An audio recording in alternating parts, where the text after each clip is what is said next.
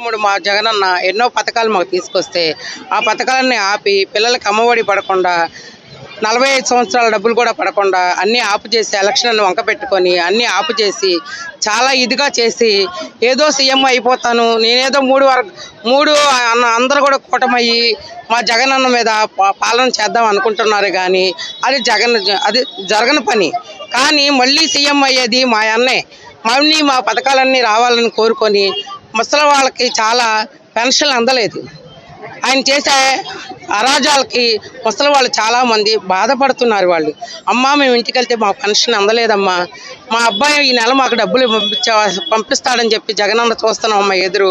అట్లాంటి జగనన్నని కోర్టుకు కూడా చేసేస్తే అందనీయకుండా చేస్తున్నారమ్మా. మా ఉసురు పోసుకుంటున్నాడని చెప్పి పెద్దవాళ్ళు అందరూ కూడా మా ఎదురు తిడుతూ మేము ఇంటింటికి వెళ్ళి ఓట్లు వేయమని అడుగుతుంటే మేము మళ్ళా జగనన్నే గెలిపించుకుంటాం.